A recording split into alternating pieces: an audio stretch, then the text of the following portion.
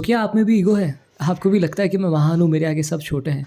या फिर आपको किसी ईगोइस्टिक इंसान ने नीचा दिखा दिया है, आपकी इंसल्ट कर दी है और अब आपको गुस्सा आ रहा है उस इंसान के ऊपर और अब आप इंसल्टेड फील कर रहे हैं? ये वीडियो आपके लिए है, जिनके ऊपर ईगो का बुखार चढ़ा हुआ है और जो ईगोइस्टिक लोगों से परेशान है। Hello everyone, this is your Shivam, singer, motivational speaker. देखिए, किसी में पैसों का ईगो होता है कि मेरे पास में बहुत पैसा है, इसलिए मैं घमंडी इंसान हूँ, घमंड है मेरे अंदर और रखना भी चाहिए, ये वो सोचते हैं। किसी के अंदर उनके लुक्स का ईगो होता है कि हम दिखने में ये हैं, लड़कियाँ हमारे पीछे लाइन लगा के मरती है। और मैंने बहुत सारी लड़कियाँ ऐसी देखी है जिनके अंदर ईगो होता है, बस एवे ही ईगो होता है, कोई रीज़न नहीं होता उनके ईगो का, मतलब कि बेसलेस ईगो होता है। आप उनसे जाकर के पूछिए कि अरे भाई, किस चीज़ का ईगो है आप में? तो वो कहेंगी कि हम लड़कियां हैं ना, इसलिए हमारे अंदर ईगो है। मतलब कि दिखने में ना वो सुंदर है और ना ही वो सक्सेसफुल है, ना ही फाइनेंशियली बहुत ज़्यादा रिच हैं, फिर भी उनके अंदर ईगो है।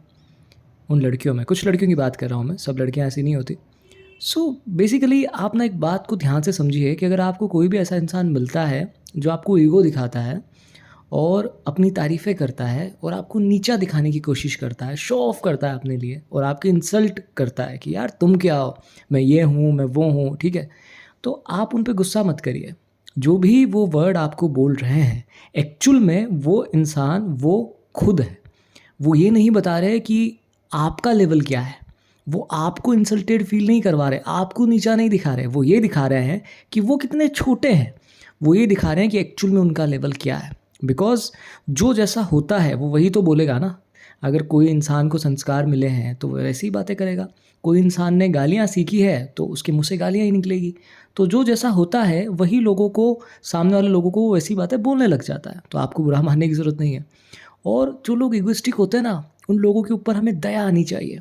बिकॉज़ क्या होता है, उनके अंदर इतनी सी भी बुद्धि नहीं होती कि वो इस बात को समझ पाएँ कि यार, ईगो रखना बहुत बड़ी बेवकूफ़ी है।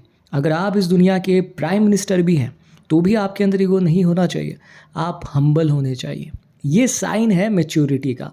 लेकिन अगर आप ईगोइस्टिक हैं तो इसका मतलब आप बेवकूफ़ हैं। आप में इतनी सी भी समझ नहीं है। तो मुझे दया आती है ऐसे लोगों के ऊपर, क्योंकि आप हमेशा देखिएगा, जो भी बड़े-बड़े सेलिब्रिटी लोग हैं, सक्सेसफुल लोग हैं, बड़े बिज़नेसमैन हैं, वो बहुत ही हम्बल हैं, ईगोइस्टिक नहीं है।